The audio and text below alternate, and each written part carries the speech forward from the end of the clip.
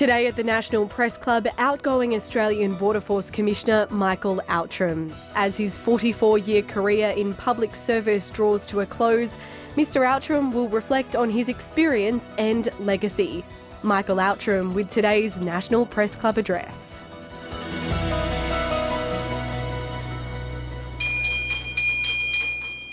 Hello and welcome to the National Press Club of Australia on Ngunnawal country for today's Westpac address. My name is Jane Norman. I'm the ABC's National Regional Affairs reporter and a director here at the club. Our guest today is the outgoing Commissioner of the Australian Border Force, Michael Outram, who will be delivering a valedictory speech of sorts after a 44-year public sector career that's taken him from the London Metropolitan Police to the highest echelons of the Australian Federal Police and finally the ABF.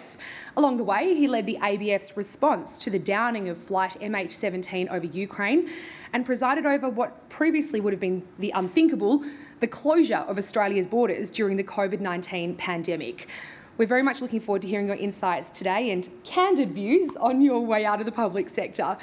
You can join the conversation on Twitter. Our handle is @PressClubAust. Our hashtag is NPC. Please join me in welcoming Commissioner Michael Outram.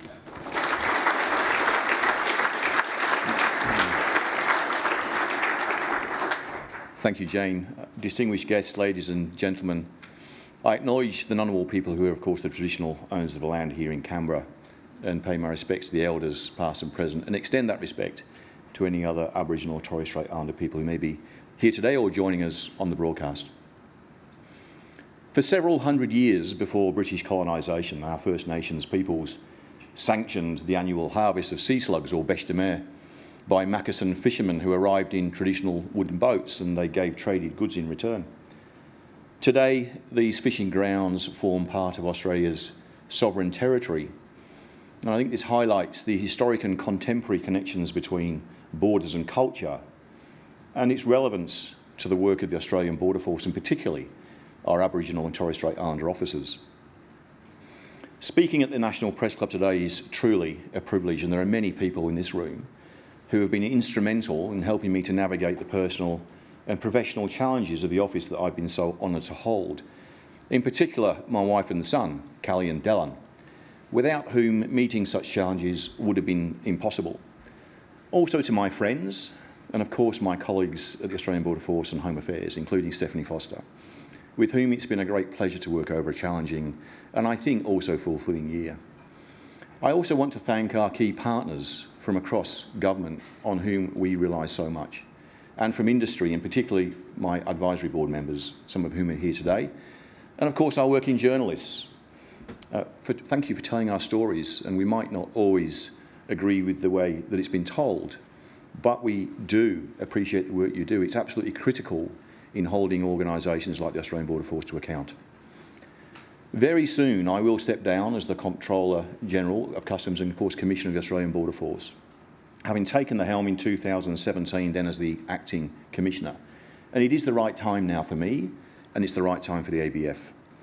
And of course the new Commissioner has been announced, and I wish Gavin Reynolds all the very best for the future. I've worked at the front lines of crisis, national security, crime and borders throughout my career. And it's given me an enduring sense of personal reward, but also sometimes of sadness. And today I want to share a few of my pivotal experiences from my career. I want to talk, of course, about the Australian Border Force, and there is much more to us than stamping passports at airports. And about our border, and it's more than a line on a map or an airport checkpoint. It's a dynamic, strategic asset that holds immense value, economically, socially, and for our security. And I don't think that we fully understand as a nation how the challenges that lay ahead will require a shift in our thinking. If we don't become more strategic in our approach to managing our border and investing in it, we will be unable to respond effectively to those future challenges or crises. So I'm going to focus on two key themes that I believe will be critical in ensuring that our border supports Australia's future security, prosperity and values over the coming years. The first is the border itself and why we should treat it as a strategic and economic asset. And the second is why teams, technology and culture are going to be crucial for the ABF to succeed with finite resources against increased demands. My law enforcement career began in London's Metropolitan Police in 1980. Before that, I was spinning waltzer cars at a seaside fairground in northern England. And looking back, maybe that experience of keeping things on track and spinning rapidly at the same time has held me in good stead in my future roles. When I started my police recruit training, the instruction manual said that if I needed help, I should blow my whistle 3 times in the general direction where I thought another officer might be patrolling. More art than science, I'd say. And when I arrived, of course, at the training school, at my first police station, I'm glad to say it was long after the invention of radio. And thankfully, we were issued with walkie-talkies with which to communicate. The instructions probably hadn't been updated for many years, perhaps because the pace of change had been relatively slow to that point. And a few defining moments have since shaped, of course, my views on leadership, but also my understanding of our border and, of course, the ABF's role in this hyper-connected world in which we live today. As a young constable during the 1980s UK miners' strikes, I was at the front lines during riots. I was a working-class northern boy, and so as such, I felt conflicted. The importation of cheap coal had signalled the end of the UK's coal mining industry, causing profound social and economic upheaval for many communities. And this was an early lesson that serving without fear or favour isn't just a catchphrase. As a detective at Scotland Yard Anti-Terrorist Branch, I was horrified at the sheer scale of devastation as I arrived at the scene of the 1992 Baltic Exchange bombing, just minutes after the explosion. Terrorists had entered the country to conduct this attack, and it forever altered the City of London. It underscored how terrorism can deliver an immediate shock to economic and social resilience. I'd observe that whilst organised crime and state-sponsored actors operate in far more insidious ways, they cause similarly lasting economic and social damage. I was part of the inaugural anti-corruption command at the Metropolitan Police in the 1990s, where I confronted systemic corruption head-on. Criminal networks had groomed and corrupted our own, and I saw how operational strikes alone could sometimes leave an organisation even more damaged. Addressing corruption requires more than just arrests. It requires long-term cultural change. And agreeing to do that work took courage. I was reluctant because I knew I'd be ostracised by some friends and colleagues, and I was, but not by everyone. And ultimately, it was that work that led me to Australia through an exchange program with the New South Wales Police Force. And the exchange led to an opportunity with the New South Wales Independent Commission Against Corruption, and later I then moved to the Australian Crime Commission. We have Heather here today from the ACIC, where I led national intelligence functions and multi-agency task forces where we combated transnational organised crime, and I was startled at just how short-lived the impact of some of those significant efforts could be unless they were paired with effective policy, regulatory and legislative changes, including at the border. And it felt like coming home in 2011 when I donned the police uniform again and became an assistant commissioner with the Australian Federal Police. And there I led the operational response to the downing of Malaysia Airlines 17 over Ukraine in 2014.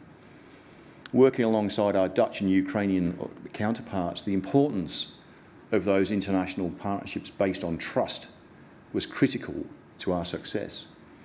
MH17 was a deeply sobering experience, and I will forever remember standing with the incredibly brave families of the Australian victims at Tullamarine when the first repatriation flight arrived home.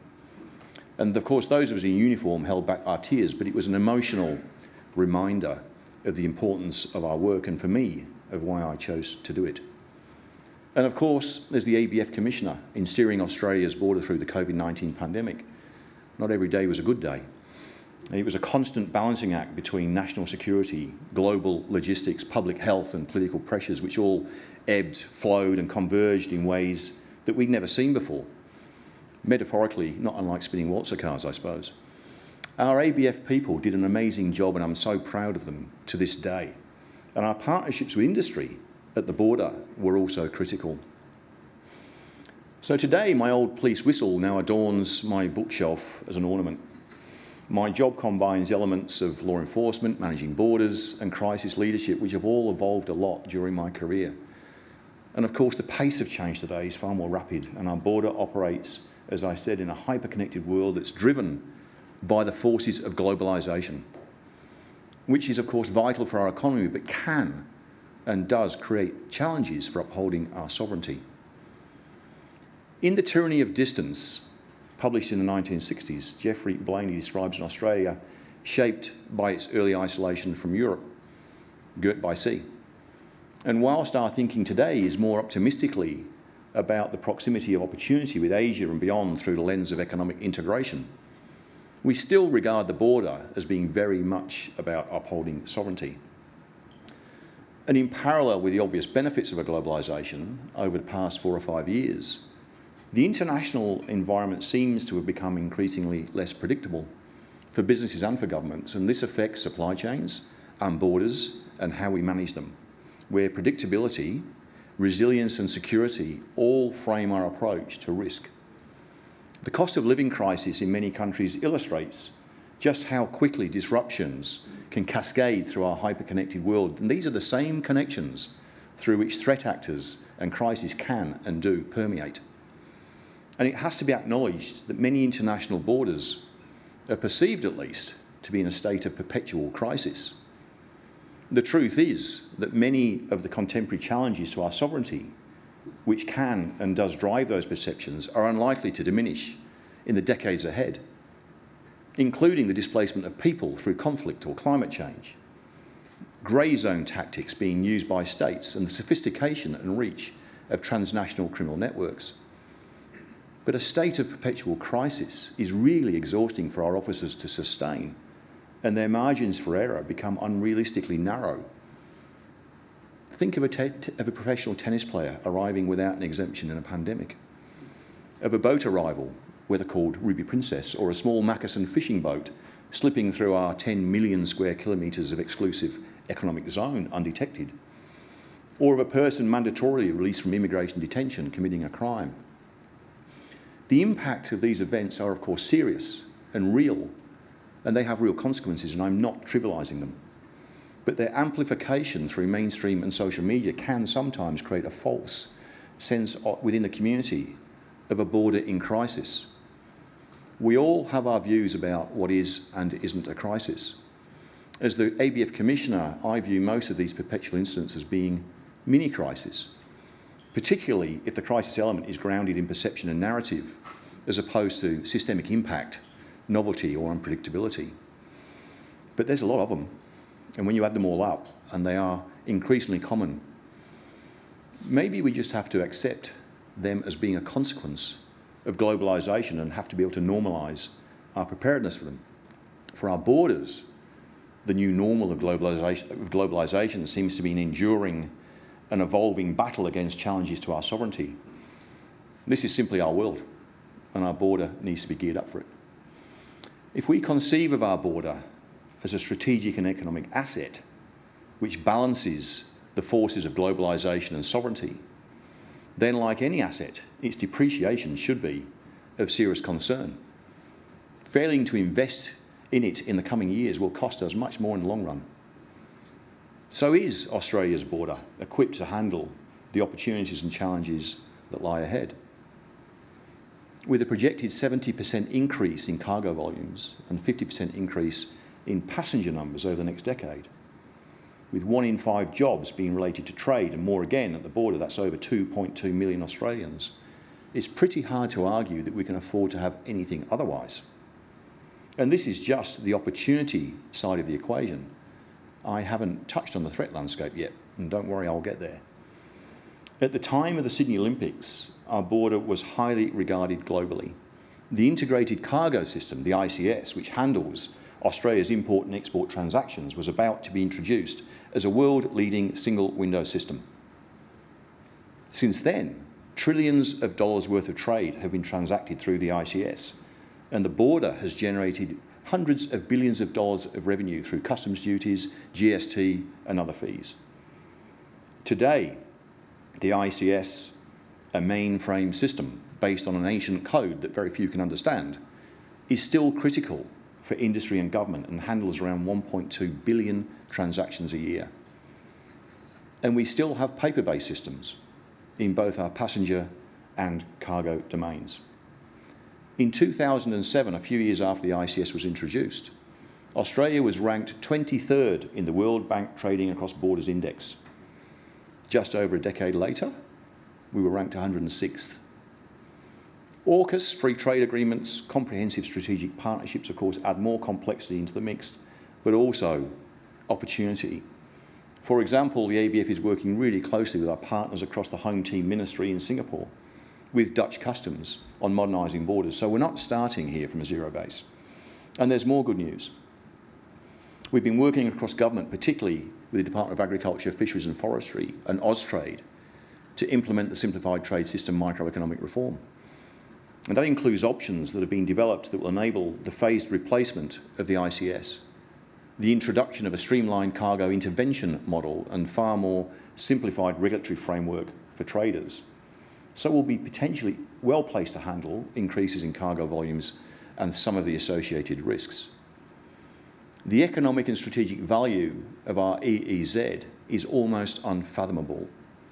And we're also working across government, particularly with defence, to establish a more strategic approach to the way our country plans for, funds, procures and operates the major capabilities that allow us to maintain our civil maritime security. Few would argue that the approach of the last decade is going to serve us well into the future, or that change isn't necessary to allow the Defence Force to focus on its other priorities. And on the back of the Trans-Tasman Seamless Travel Working Group that the government established, it looks hopeful that we're at last going to ditch that inbound passenger card. The government has approved us to run a trial with Qantas to use their app to collect that data, and I can't overstate the significance of this opportunity for modernising our border. But biometrics are still the key to unlocking seamless travel and maintaining effective border security, and we're currently trialling contactless outbound e-gates at Sydney Airport. No passport, your face is your passport.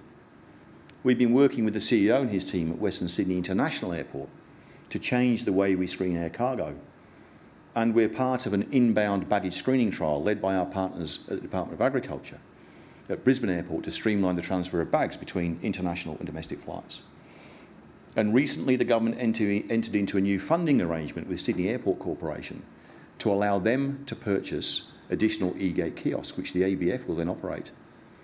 This is a first for our border, and there are still a few wrinkles to be ironed out, but seeing government and industry co-designing and co-financing modernisation is a big step in the right direction. And there's so much opportunity and so much happening, and tying it all together, harnessing those opportunities before they pass, working in partnerships, planning and phasing investments, this is where having a border strategy becomes important. And of course, that same strategy would need to also confront the threats that we're going to face over the next decade. Our border is shaped by laws and regulations that govern the movement of people and goods into and out of Australia, as well as aviation and maritime laws. But our adversaries don't quite see it this way. Countries that are hostile to Australia's interests are increasingly blurring these lines, creating grey zones where they think they can operate more freely and safely. If a foreign regime calculates that it's too risky to try to cross Australia's border directly, they might use a proxy or a criminal organisation to do their dirty work. Foreign intelligence services and their agents also use transnational crime to facilitate acts of espionage and foreign interference. And this includes smuggling money through Australia's trade system, including to pay Australian agents. And I know that ASIO has seen cutouts and proxies used to exploit our free and fair trading system while evading our export control settings so that they can acquire Australian knowledge, technologies and resources. And this extends to the use of proxies to acquire military know-how and sensitive information. Just last week, the head of MI5 in the UK publicly talked about state actors using private operatives and criminals to do their dirty work across Europe. Transnational criminal networks will also increasingly seek to exploit our international connections and borders for their criminal purposes, often operating with alarming impunity, smuggling illicit drugs, firearms, tobacco and people. And such threats will continue to escalate in the years ahead, and we need to keep pace. in order to reduce the economic and social harm. So as well as working closely with ASIO in respect of national security threats, we partner with the Department of Agriculture at the border, with the Australian Defence Force in relation to our civil maritime security, with the Australian Federal Police, the Australian Criminal Intelligence Commission and AUSTRAC in relation to organised crime. So while I'm here, I want to deliver a simple message to our adversaries and their lackeys. We do see you. We see the full extent of your activities. Do look over your shoulder. We're right there. The military maxim that it takes a network to defeat a network is relevant to our work and will become more so in the future years, and let me explain. In 2021, law enforcement agencies from several countries executed a sequence of raids globally. And this followed a covert sting by the FBI and the Australian Federal Police, and it was known here by the AFP as Operation Ironside. That operation confirmed that the Australian border was seriously infiltrated by criminals. I therefore deployed 100 ABF officers to undertake targeted enforcement operations to scope and disrupt the problem, and Operation Jardina was established. In just over 2 years, we identified over 100 companies and 1,000 individuals operating at the Australian border, in our air and seaports and in our supply chains, with direct or close links with serious and organised crime. We identified dozens of overseas ports within the international supply chain with similar issues. As a result of that, I engaged directly with the leadership of the World Customs Organisation in Brussels, and Operation Tin Can was established. We brought together 43 countries, but crucially, 4 members of the World Shipping Council, and they provided us with real-time data from their supply chains. This resulted in the detection and seizure of 100 tonnes of cocaine in just 6 weeks that we wouldn't have otherwise found. That's worth billions on the street. And this was more than an operation, though. It was a proof of concept. It demonstrated what industry and law enforcement can achieve together when we lawfully combine data, intelligence and knowledge in near real time. But we didn't finish there. I then engaged with our Five Eyes partners, known as the Border Five. And as a result, today, we're piloting a virtual targeting centre with the World Shipping Council members. And only a couple of weeks ago, we met with the air cargo operators and agreed with them to undertake a similar pilot in air cargo. Back home, AFP Commissioner Kershaw and I recently established the Commonwealth Agency's Operations Coordination Centre to triage Commonwealth intelligence and detections at the Australian border and to link into the national arrangements with states and territories for managing transnational streets and organised crime. And this is all part of a deliberate strategy that I've been pursuing, building from Ironside to Jardina, Jardina to Tin Can to international targeting, taking up the fight through a global network of teams. And believe me when I say this work is game-changing. It's not just an upgrade. It's a transformation of how we can enhance our border security now and into the future, how we can target risk with far greater precision, and as importantly, how we can continue to support our economic growth. And I think it's just the beginning. I think automated threat detection will become a reality, and emerging technologies such as digital twins will allow us to simulate the policy changes and shifts across our border, threats and crises across our border systems, making proactive decision-making possible before disaster strikes, ensuring our operational effects are optimal, and accommodating those swings in passenger and trade volumes across our border without any friction. But of course, our people are going to remain front and centre. The ABF has a highly able and committed workforce, but we'll need to upskill and add people to that workforce with new skill sets, because technology is of course, in of itself, neutral. Its adoption isn't a given. And we have to extend out beyond our own organisation in Australia and internationally, targeting risks at a global level. We already work closely with our fellow federal agencies and departments, with state and territory and international agencies, and with industry and peak bodies on travel, trade, technology, security, and lots in between. But culture is going to be key in creating an ABF that can confront the challenges ahead, that can harness such partnerships and that can leverage advances in technology. Equipping our officers to use more advanced technologies will, of course, be crucial for the ABF to succeed in managing our maritime and land borders effectively. Extending and deepening our partnerships will also require trusted and secure mechanisms within which we can work together to share data, knowledge, information, and incorporate AI. And I hope by now it's obvious that the ABF's remit is quite broad and multifaceted. And I admit I feel some frustration when I hear commentary about the ABF becoming paramilitary or another police force. Many parts of the ABF are necessarily uniformed and mission-focused, and our officers do an incredible job, many operating in a world of high stakes where unpredictable events do and can happen, whilst also exercising a range of enforcement and regulatory powers. So we absolutely value operational discipline, integrity and precision. And one of the first things I did as the Commissioner was to introduce a C3 doctrine, that's Command, Control and Coordination.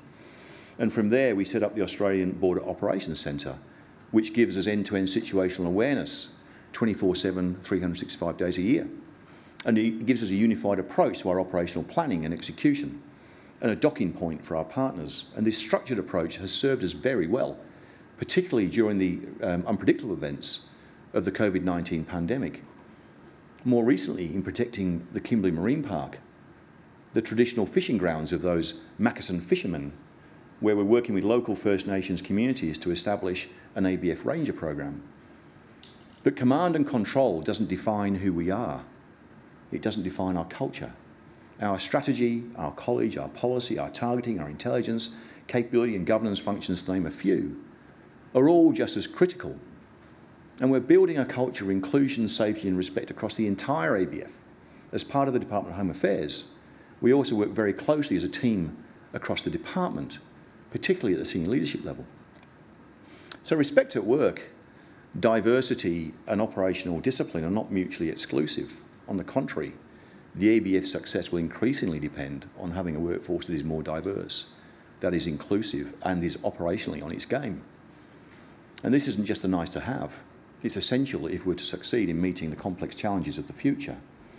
2.5 years ago, I initiated a partnership with the Australian Human Rights Commission, the AHRC, to improve our workplace culture. And I'm delighted to see Sex Discrimination Commissioner Dr. Anna Cody and her team here today.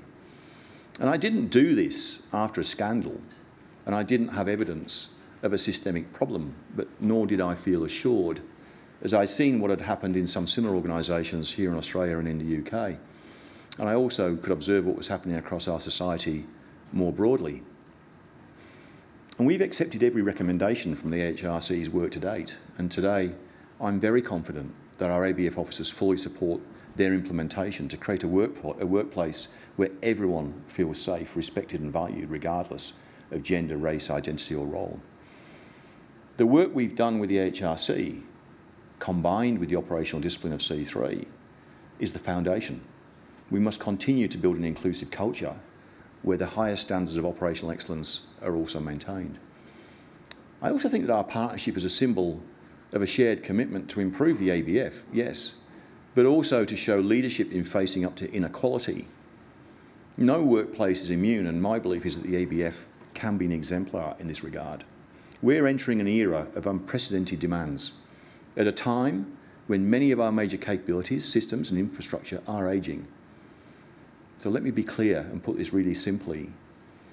Unless we make phased strategic investments in our border and acquire technological advances in the coming years, we will struggle to both realise the full economic benefits of the greater volumes of trade and travel and simultaneously maintain satisfactory levels of security. More officers searching more containers and passenger bags clearly is not the answer. Fewer officers searching fewer of these without technological augmentation clearly isn't either. Our country has the real potential to create an early warning system that not only keeps Australia ahead of emerging threats at the border, but allows legitimate trade and travel to flourish unhindered. And developments like generalised AI, explainable AI and digital twins will undoubtedly unlock new opportunities to enhance our border for all who use it by vastly improving our decision-making across our complex systems. And creating borders, of course, that can simultaneously scale, reduce friction and iron out security risks won't be easy. It'll entail substantial strategic policy work to design effective oversight, build public trust, navigate privacy and competition laws, for example. The government's aviation white paper and some of its recommendations to review new and emerging ports presents a significant opportunity to think very strategically about the Australian border, about the national interest in its development, about the investment mechanisms and the ways in which we can work securely with industry. I hope that you can see just how much of the thinking, design and groundwork has already been done and about the border of the future. And this perhaps provides our greatest opportunity when we look ahead to the Brisbane Olympics in 2032, and by then return the Australian border to a position of global leadership and competitiveness. I want to leave you with a vision for Australia's future. A future where our border is recognised not just as a line of defence, but as a dynamic strategic asset that underpins our national security, economic prosperity and social cohesion. So as I step down now from my role as the Commissioner, I am incredibly proud of what the ABF has achieved during my tenure. And it is now time to close the book, quench the candle and ring the bell on my career. But the job is far from done. To the people of Australia, I say this: the border is not a distant line that only matters to a select few. It's a living, breathing system that touches every aspect of our lives, from the goods we buy to the safety of our communities. If we're to remain secure, prosperous and connected to the world, we must invest in our border. It's an opportunity too good to pass up.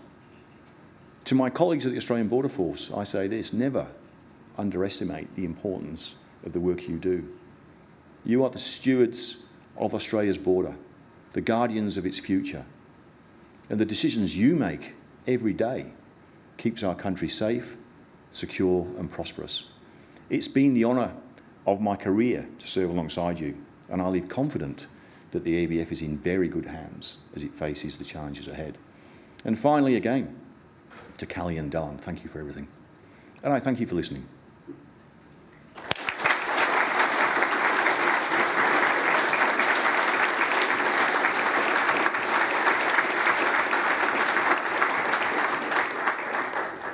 Commissioner Outram, thank you for your speech today. We have a lot of journalists in the audience who I'm sure will be asking questions across a wide array of areas, but I wanted to ask you firstly about illegal cigarettes. Right now in Australia, we have a black market that is flourishing. It is punching a massive hole in the federal budget and it's sparking a dangerous turf war in Victoria.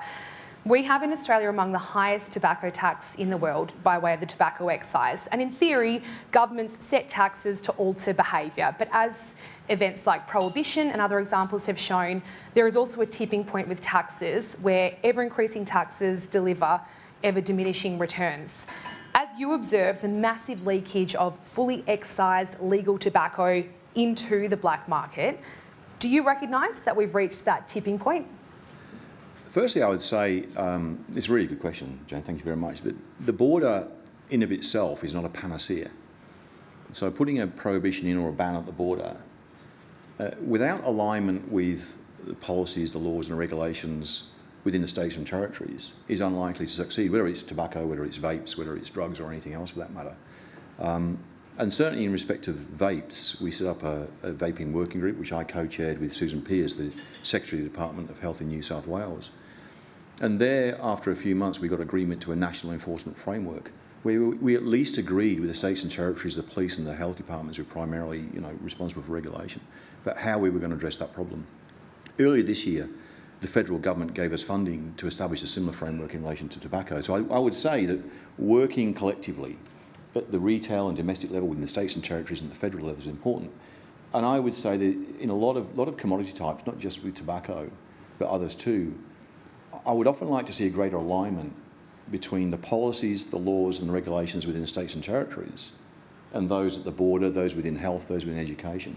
And I think we'd have a greater systemic sort of impact. In terms of the tobacco problem, I'll come more down to the tobacco problem. The tax office estimate that the size of the tobacco market that's being filled by illicit tobacco is about 17%. So we're having an effect. It's not running rife, but you're right, there's about a $2.8 billion gap, I think, that the ATO estimate is there. But still, the controls that we have in place are being effective, not a panacea. And we can do better by more closely aligning our efforts. At the organised crime level, I think the issue around the fires that you mentioned and some of the violence, and that happens with drugs as well, we do work very closely across government, with the ACIC, with the AFP, and with the states and territories. We have officers embedded in the task forces there in Victoria and other things. So organised crime, I think, is a slightly different angle to this. But I think that we're doing a fair bit. Yeah, but you're right, there's more we can do. So when cigarettes are $50 a pack now legally, and we're seeing, I mean, the tax office stats are firstly outdated, they're a few years ago, and that's seen as conservative with the industry. But do you see the kind of federal taxes being perhaps unaligned with the efforts that you are taking at the border to stop them coming in, with the police on the ground to stop retailers from selling cigarettes? Do you think that the tax could be playing a role in pushing people to the illegal market? I think whatever your policy settings are, there's always a flow-on effect of consequence, whether it's creating push or pull factors in a particular commodity, whether it's tobacco or not. I don't want to make any comments about tax policy, because I'm probably ill-equipped to do that, I suspect, and I might get myself in trouble.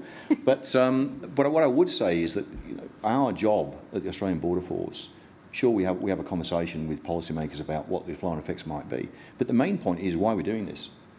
It's because of the health issues. I mean, with vapes, it was to protect our children, you know, from getting addicted to vapes. So yeah, it's a complex question, but I still think there's more we can do to reduce the problem and to reduce the harm through our operational work by connecting together more closely across governments. All right, our first question today is from Andrew Probyn from the Nine Network. Commissioner Andrew Probyn, Nine Network. I want to ask about boats, your favourite topic. Now, obviously, there's huge political focus on boat arrivals over the past few years, past 15 years. What can you tell us about how active that trade is? I understand that some of the arrivals in the far reaches of WA last year paid something like $20,000 for a failed voyage. Can you share some of the intelligence with us as to how active it is across, say, Sri Lanka, parts of the Indonesian archipelago, and is it ready to resume? I'd say if you start globally, Andrew, look at what's happening on the southern US border, look what's happening across the English Channel, look what's happening across the Mediterranean, look what's happening around the world. The displacement of people isn't going away anytime soon. So the push factors globally are going to remain. And where you've got a commodity, and unfortunately people, smugglers, see these humans as a commodity, there's going to be a market. So the push factors are there, but put things into perspective. I think we've had 11 vessels this year, ventures this year, all of which have been resolved. 11. Look globally at what's happening. I think we're doing very well. And I would also say this. I can't talk about intelligence, nor would I. There's somebody else in the room who's probably better equipped to do that than I, just over your left shoulder, the Rear Admiral. We'll get him up as well then, if you like. But the real success of Operation Sovereign Borders just doesn't rely on aerial surveillance and what we do at sea. It relies on what we do with our partners in other countries. That's where the real success and effort is: strategic communications, working with partners in other countries, like Sri Lanka, Indonesia, Malaysia, Vietnam, etc. And the success for us is a venture not getting on the water at all. That's the first line of defence. Stop it happening in the first place, and we're incredibly successful in that regard. Our next question is from Andrew Tillett from the AFR. Thanks, Jane. Andrew Tillett from the AFR, and also director here at the Press Club. Probably a more, I guess, a philosophical question, Commissioner. I've never met an agency head who says, I can make do with fewer resources. We see massive amounts of money every year go into the various different security agencies, yourself, AFP, Defence, things like that. We see governments rush to introduce new powers, new legislation, things like that. We have a very big, without wanting to sound like a cooker here, a very big security state emerging. I wonder if you can just talk about the trade-offs that it involves, though, between sort of civil liberties and the need to sort of to stay protected, to keep the community protected when we have so much more threats out there, and the world is becoming so much closer. At the border, actually, it's a trade-off that can be turned into a win-win, because people who use borders want less friction. And the way we can enable that is through technology and data and biometrics and things like that. So there is a conversation to be had about privacy and about data and about biometrics, because the reality is, if we can't use those technologies, join the queue. We can continue using paper and stamping passports. Do you see my point? So what I think the technology that's emerging now gives us the opportunity for is to find the win-wins in terms of security and taking the friction out of the system. But that's a conversation not just with industry, it's also with the community, because we need to build that trust. So I would say that I don't see the border through the lens of just security, and that's why I'm not going to join the list of one border agency by the way, that says I don't need any more. But we can do it far smarter. And I would say that given the volumes that exist at our border in trade and travel, we can't handle that with paper and with ancient systems. But there will have to be, I think, a conversation around privacy, around competition law and those sorts of things, as I said, to enable that to occur, that seamlessness to occur. And there may be some trade-offs required from the community, but that's going to be a conversation that we've got to have. Okay, thank you. Thank you. Rhiannon Down from The Australian. Rhiannon Down from the Australian newspaper, thank you for your speech. It was reported in July that surveillance flights to detect illegal boat arrivals had slumped by 22%, and that Border Force was using high-level defence assets to patrol the borders and detect people smugglers. Why is it difficult to find a contractor who can deliver the hours needed, and what is the impact on defence? And do you think people smugglers have attempted to take advantage of changes in government? Thank you for the question. Firstly, we've had this partnership with Defence for a long time now, for decades even, with Maritime Border Command, and that's where we, the ABF and the Defence Force primarily, push in our assets to provide an effect, which is to maintain our civil maritime security. Recently, we've had challenges with crew and with pilots, so there's been a global shortage of pilots, and our contractors have struggled to keep up the numbers. But they've made some big inroads recently, and so at the moment, as at today, we're quite satisfied with the amount of hours we're getting out of our airframes. In terms of gaps, though, when we create a gap within the Border Force, that does mean that we increasingly have to rely on defence, and that's the conversation I was talking about in my speech, that we need to do that less. But let me sort of assure you that the northwest of Australia is the actual #1 priority for the Australian Border Force. And a lot of our resources are going up there, and we're actually incredibly successful and agile as an organisation. If you think about the response in the Kimberley Marine Park over the last 12 months, how quickly we've been able to get our officers up there into those mangroves and bring on new capabilities, including a helicopter that I was there for the launch of a couple of months ago up in Broome. So we're doing a lot, and we're succeeding, but it is a challenge for recruiting people with technical skills to go on our ships, with the technical skills to fly our aircraft. This is not an ABF problem. This is an industry-wide problem. And do you think political changes in government impact people smugglers and they're seeing an opportunity? No, not really. If you look at the success of Operation Sovereign Borders, it's endured for a long time through successive governments. And I would say, of course, people smugglers look out not just what politicians are saying, what the High Court's saying, what you're saying in the media. They're watching a lot of people in order to try and, they're confidence tricksters, right? They'll take anything that anybody says that's out in the public domain and try and twist that to sell hope. False hope often, to take, as one of the other questions was, take a lot of money off people. So no, I wouldn't say that those swings in governments, for us at least the operational level, have made a huge difference. Thank you. Commissioner, we are seeing a big increase in the number of illegal foreign fishing boats that are operating along Australia's northernmost coastline. We're seeing boatloads of foreign nationals dropped ashore at places like Truscott Air Base. Given your sort of, expertise in this area, why are we seeing this recent surge, particularly this year, and how worried are you about it? Yeah, as I said in my introduction, Jane, that those fishing grounds have been used by those Mackenzie fishermen for centuries, and they still come in there. And of course, we do have agreements with Indonesia in particular around our maritime borders, and of course that's an enduring arrangement. What I would say is that the Australian Border Force, if you look at all the challenges we face, whether it's illegal fishing in the northwest, the pandemic or other things, I think what we've demonstrated is that we're like a Swiss Army knife for the government. We're pretty good, actually.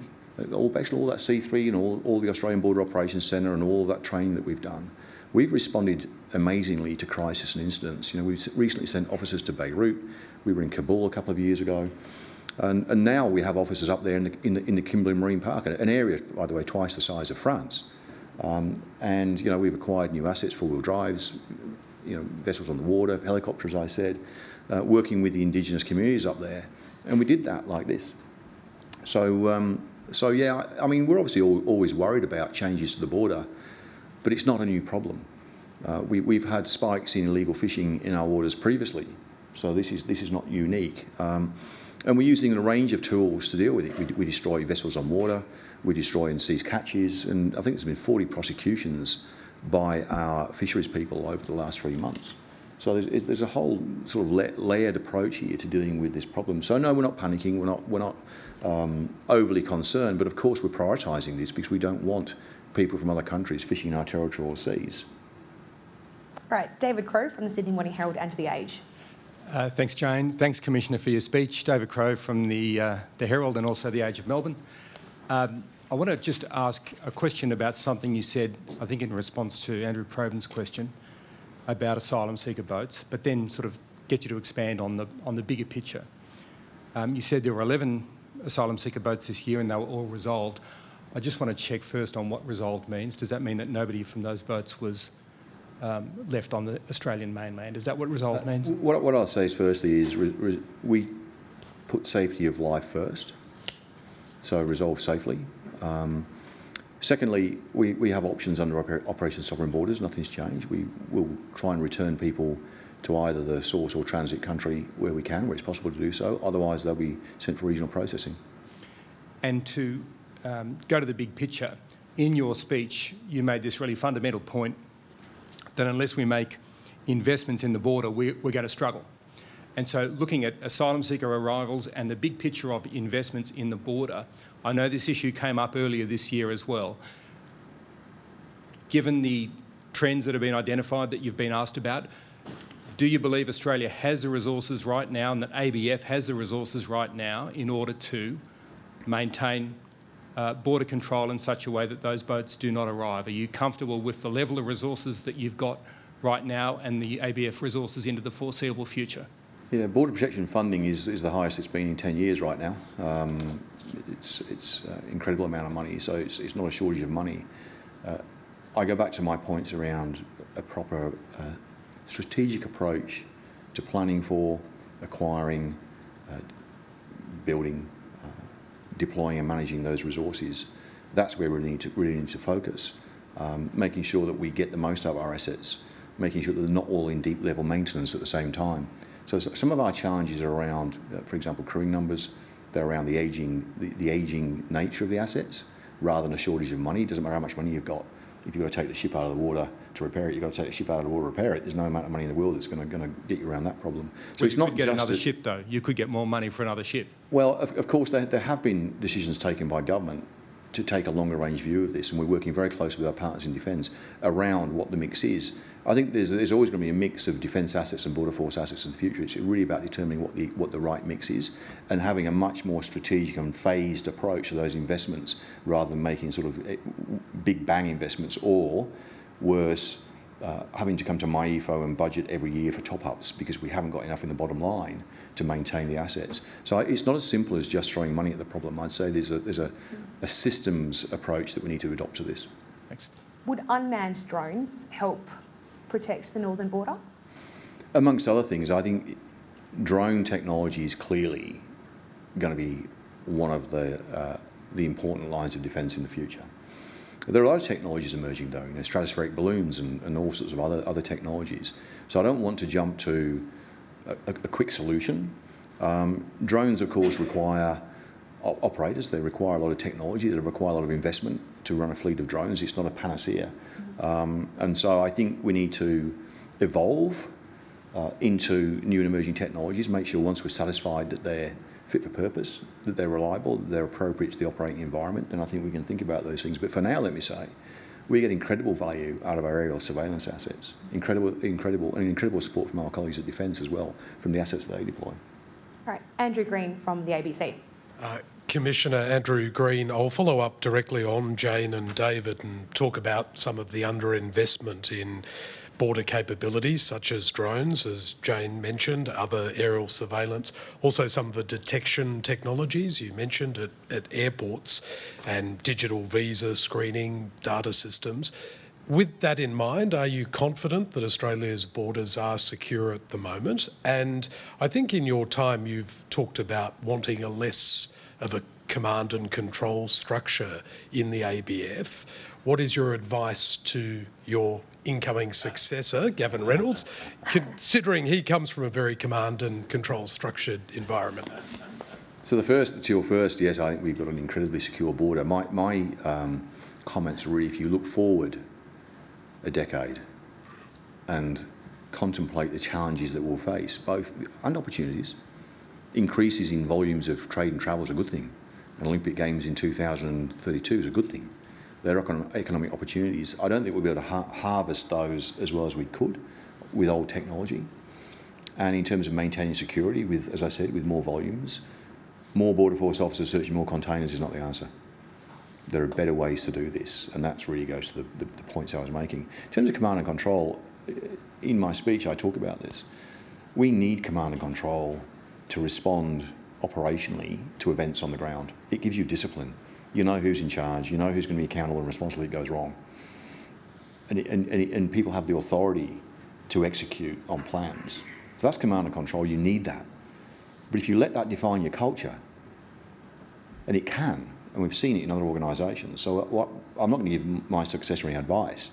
My advice to myself has been, preserve the parts of command and control that are essential for deploying operationally and achieving success, but don't let that define who you are. So we do have to, at the same time, this is why we've been working with the Human Rights Commission, at the same time be an organisation that is deeply respectful, that operates outside of those structures, that can operate more organically as well and build a culture of respect across the whole workforce. And it's interesting, a lot of organisations that are command and control, yes, they've been, I think, struggled culturally sometimes to build that sort of inclusion within their workforce, but you see a lot of success stories as well now. So we're learning, I think, as a group of organisations how to do that. So I would say don't throw C2 out the window, please, to myself.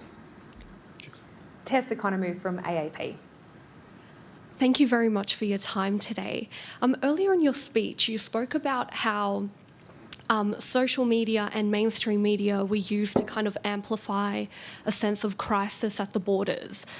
Your agency was directed by the previous government on election day to release information about a boat arrival. Has your agency been used for political gain? No, we act without fear or favour, and I think I'm very fortunate to be leaving this job with my head held high and with a reputation for integrity. And so as public servants, of course, we serve the government of the day, the minister of the day, and there are boundaries. Everything we do has got to be within the law, it's got to be lawful and obviously ethical. So no, I've never been asked to do anything unlawful, unethical, or something I shouldn't do by a government. What I would say, though, is that if you look at the issues we deal with, look around the world, migration in Western democracies. I mean, migration is a contested issue in our countries. And my point around globalization and sovereignty, we're trying to balance these two, sometimes uncomfortable partners. It's our life, and the border is where that balancing act sometimes has to happen. So sure, there are sometimes, operationally, if we make a mistake, then one side of politics can weaponise that against the other. I'm not pointing at either side here, it's just a fact of life. And so for us, we try and don't allow ourselves to get drawn into that narrative.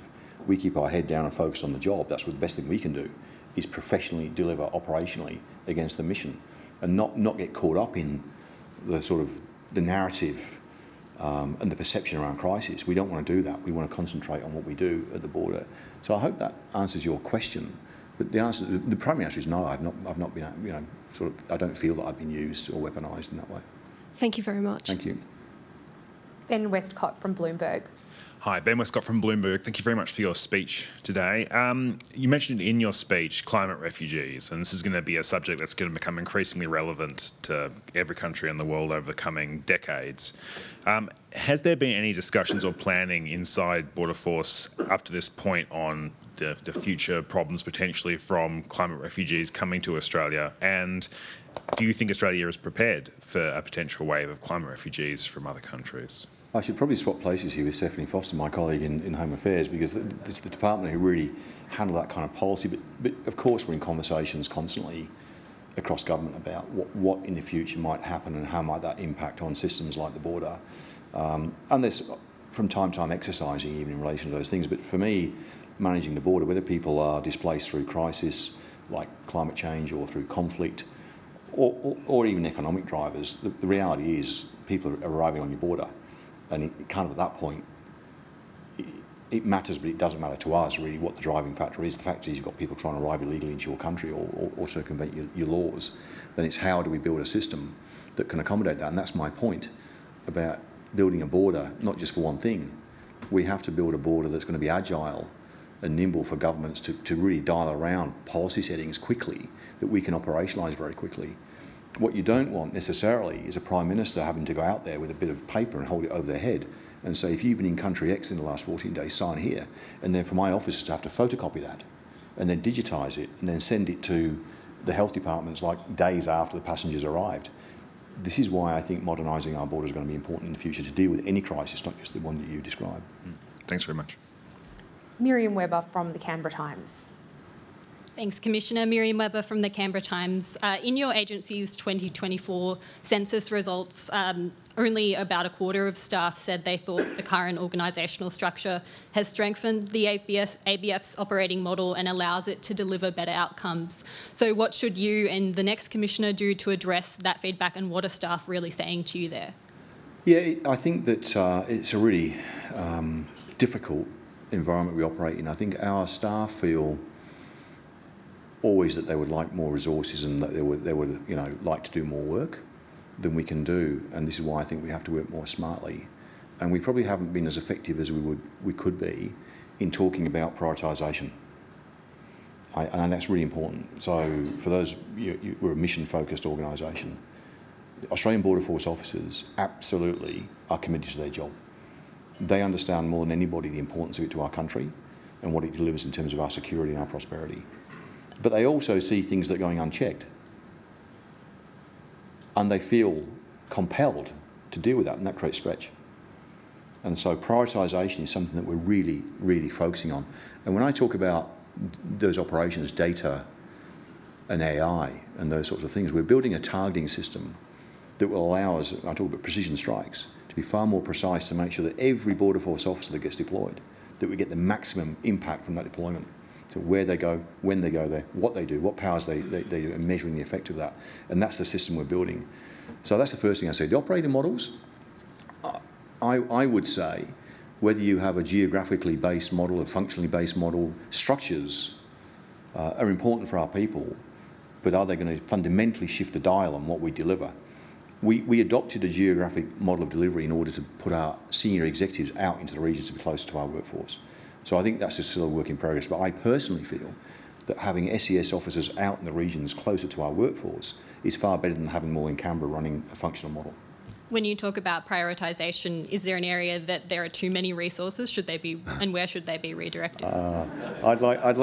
Anybody going to put their hand up from the Border Force? Got too many? I don't think there are any areas I would point to that I say we're over-resourced.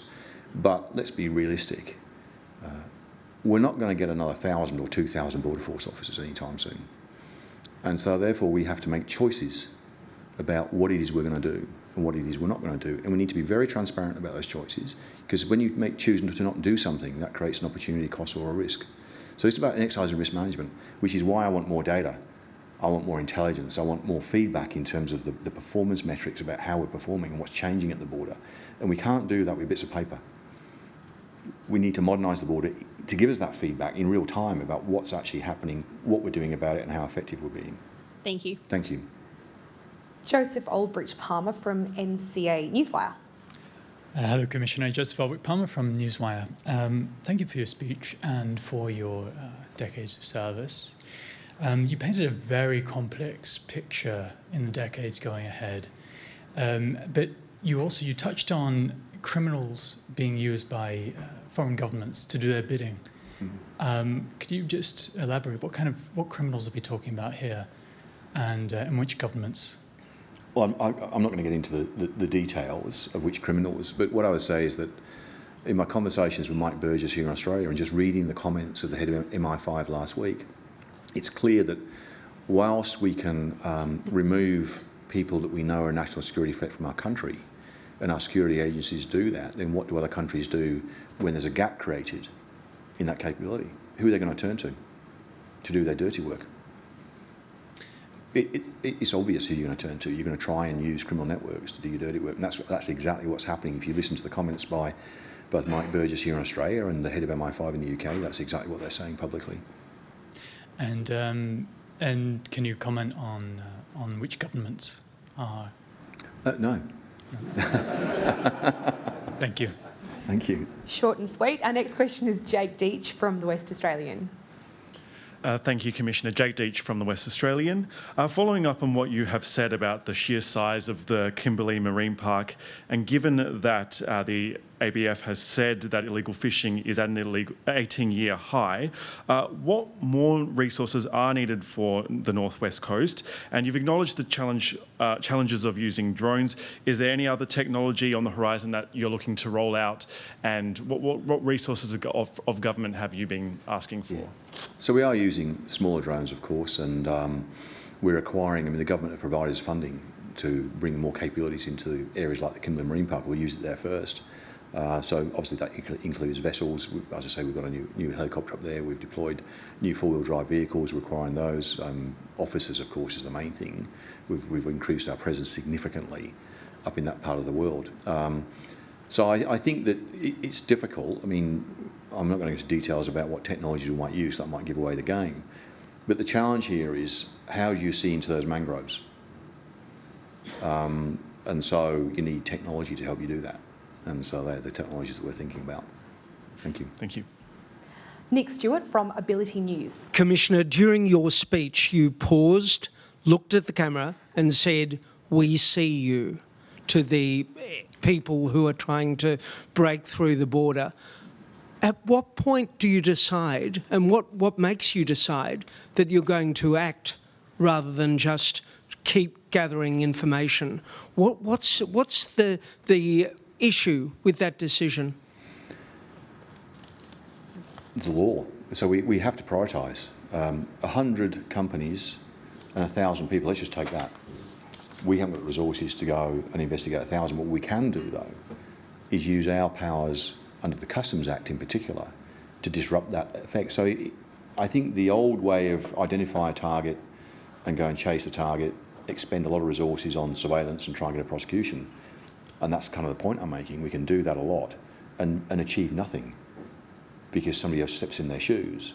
So what I'm really interested in is how we can change the system, and that goes to how we work with policymakers, lawmakers and regulators across the entire system. And working with the AFP, the AFP have a similar approach, working, I won't speak for Reece, but they have their partnerships globally. They make a huge difference in other countries, and we too. We're working, let's take Vapes as an example. We're working with other countries, including in China, where those partnerships have made a massive difference on the availability of vapes coming into Australia. So working offshore, working upstream is really important. Just doing a traditional operational response probably isn't always the answer, which is why I talk about the sort of targeting effect. Sometimes you can have a much bigger effect in a different way. Thank you. Our final question today is from Melissa Code from the Mandarin. Hi, Commissioner. Melissa Code from the Mandarin. Thank you for your talk. Earlier in your speech, you mentioned the sort of closing window for margin of error as more complexity and challenges arise with respect to our border. And I had a specific question about the APS census also, which one of the questions spoke to this idea of innovation and what innovation means in the context of an agency like the ABF, specifically the idea that to innovate, you also need to fail. And I'd just love you to speak to what failure to achieve innovation looks like when you're having to respond to all these things at once and be like operationally exact? Yeah, really good question when you're in an operational agency, right? So I remember when I was in policing saying to somebody that the time to innovate isn't when you're behind the riot shield at the riot. That's not the time to innovate. But we're not always in the riot situation. We have time to come back and reflect and learn. And certainly, you know, when we, in the ABF, we have quite a rigorous process in terms of debriefing our operations and what effect did we have. We've also, I would say, been really quite good in working with the Department of Home Affairs and the data division there around how we might start to bring artificial intelligence into our targeting system, working with machine learning and those sorts of things. So there is innovation going on, and certainly our workforce, I mean, we've got to get better at allowing them to sort of articulate their ideas. One of the things I did do at the Australian Border Force, which was successful, I thought, was when I came in, we're very hierarchical and very structured, was to create something called an officer advisory network, which is where I can just sit in a meeting with people from all levels of the organisation, from all parts of the organisation, without any formality, and have conversations about matters of strategic importance, to sense check our strategic ideas and thinking with them, to be creative in that sense. And the Officer Advisory Network officers now come to all our senior governance meetings and everything else. So that's another way we can create a more organic, not a structure within the organisation, but more organic sort of network within the organisation. So you get people out of the bureaucracy. Has the agency articulated what innovation for ABFs? Yes, we are, and within Home Affairs there's a tremendous amount of work going on at the moment to really amp up in terms of a deliberate approach to innovation. Thanks. Thank you. Commissioner Outram, thank you so much for your time today. We really appreciate it. Please accept our gift of membership to the club, which I'm told not only gets you into the car park, but also the Washington Press Club. So some serious goodies here. Please join me in thanking the Commissioner. Thank you.